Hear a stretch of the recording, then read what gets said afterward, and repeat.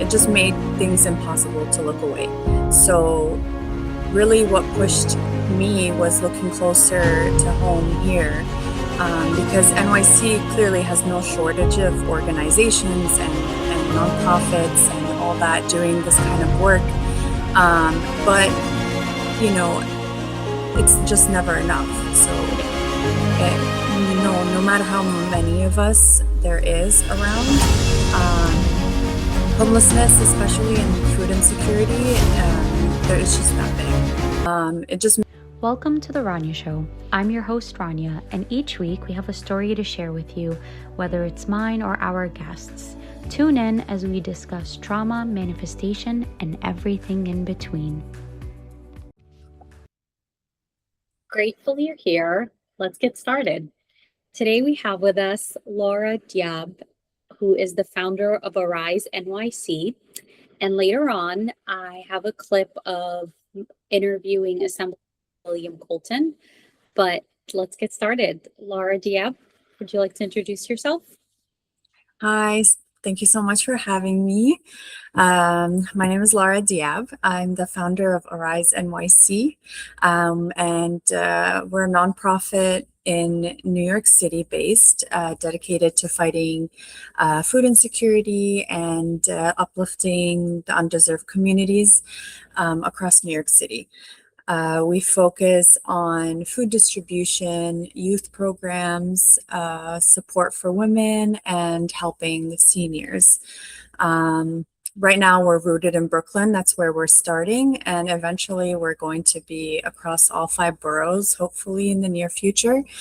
The bigger vision is we're trying to grow Arise NYC, just to support all communities. It's not just one, it's everybody in need. So hopefully it's not just the charity work, for us, but it's more about dignity. So hopefully we get to do great things. Thank you so much for coming on and sharing with us what you do. So just a few questions I have for you. Why did you decide to start Arise NYC? Why is it so important that you founded it and started with it? Yeah, well, I started with my own experience with hunger and like struggling throughout, growing up. So I know what it feels like not to have enough, and that stays with you. So seeing also what's happening around, to children, especially around the world, the scale of hunger and, just the scale of it globally, it just made things impossible to look away. So really what pushed me was looking closer to home here, because NYC clearly has no shortage of organizations and nonprofits and all that doing this kind of work. But, it's just never enough. So, no matter how many of us there is around, homelessness, especially in food insecurity, it's just that big, So it's not just about food, also it's the people behind it in general. So like that's why we're focused on like youth, women, and seniors. Those are really our pillars. So if they grow or they get supported, it's just a full circle. So I realized not one organization can do it quietly alongside each other. We all have to like put our hands together and do the work. So that was everything behind Arise NYC. Yeah, and it's to clarify, it's not just for like women, youth, and seniors. It's for everyone. But it's the whole community. Yeah. And also like I'm on the board of Arise NYC. Yes, you are. Just, when you came to me with the idea of what you wanted to do, and it's like I couldn't not say yes, because it is very important, and it is something that, you have a lot of organizations, you have a lot of people doing it, but like you said, I don't feel like it's enough. It's we all Exactly. Yeah. and create something to help people. Um, and some people, it's like we did the pantry for the month, and we gave out food, and it's such a great feeling to be able to do that and to provide for people. And we had people coming up to us, like I had somebody like hugging me and just like Yeah. give me like, thank you. I had someone else from a previous one we did where she's like, thank you so much for doing this, because she had recently gotten laid off from a job, and what we're doing helped her a little bit, helped her save some money on some groceries because we were providing some of the basic necessities. Exactly. Yeah, it's those little moments that you experience during, your time working. It just reminds you of why you did it in the first place. Is you see these people and you see, even if it's just a smile on their face, it just makes a difference. So it's a great feeling for sure. Yeah. And what ripple effect are you hoping to create from doing this work? So so for me, it's on more than one level. So first, I would go through an individual level. So that's usually like, for example, like a bag of groceries isn't just like food. It's more like dignity, or one less thing a parent has to worry about for their family.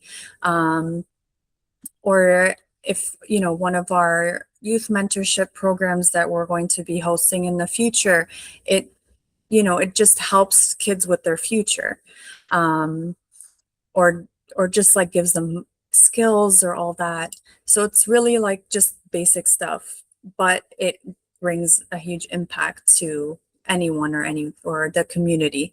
um, then we got like a community level. So basically we're expanding, right? Now we're in Brooklyn, we're trying to expand towards Queens, towards the Bronx, towards Manhattan, towards Staten Island.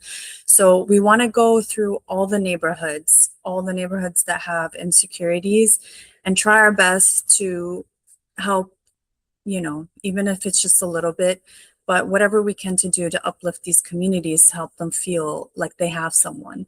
And then hopefully, not just with our nonprofit, also if I look at all the surrounding organizations, surrounding programs, surrounding nonprofits, all that, it gives us more visibility through the system to maybe, those bigger people start looking and doing something about it.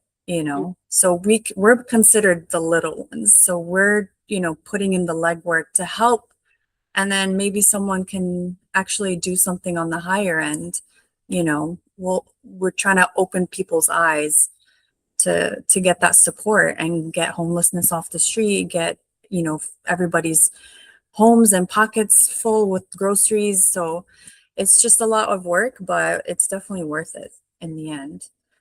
Yeah. And I think it's not necessarily that like people's eyes aren't open to what's going on, but it's like, I feel like people might be a little frazzled, like they don't know where to Yeah, start, how they can help. that too. Yeah. And it's just like creating those little things, like we hosted the food pantry last month. And we had almost like 200 people show up, Yeah. and we were able to support them, and we were able to give them like basic food supplies that they can then take home and create meals out of, to feed themselves, to feed their families. Mhm. And some are um, like senior citizens, where they can't cook for themselves. So we did provide some things that didn't necessarily need to be cooked, that can be eaten out of the Yeah, can. exactly. Exactly. So yeah, and it does go a long way, because it might feel like such a small impact, but it creates a huge ripple effect, because now it's they get to eat, and then they might actually like pass that kindness on to somebody else. Like we had some people who actually asked if they can take a couple more things so that they can give it to their neighbor who can't walk on her own and can't Yeah, leave the house. And we provided that for them. So, one person showed up, but it fed two people. So, exactly. Yeah, you're right. It does make a difference. So we got to do what we're able to, and we do as much as we can. And we hope that, everyone that sees what we're doing gets encouraged and starts helping out, starts, passing it along as well. They don't have to be part of an organization themselves. It's just about being kind to, being kind and just being a giving person and helping those in need. So hopefully we hope to make a good impact in the community. yeah. Yeah, And eventually take it internationally and start I hope so. Yeah, yeah, just start spreading it internationally and creating that visibility of like there is enough to go around, there is enough for everyone to live, to have a roof over their head, to have food exactly. for them and their families. Yeah, I agree. I agree. And last month's pantry, we actually collaborated with Assemblyman William Colton, who I actually got to speak with a little, and he had like some insights and shared a little bit about it, which will actually be included in this episode so that um, you guys can actually listen to it and see it and see what he had to say about collaborating with Arise NYC. But before we get to that clip, was there anything else that you wanted to add on or share? We are seeking like volunteers to help out. So do you want to speak Mhm. a little about that?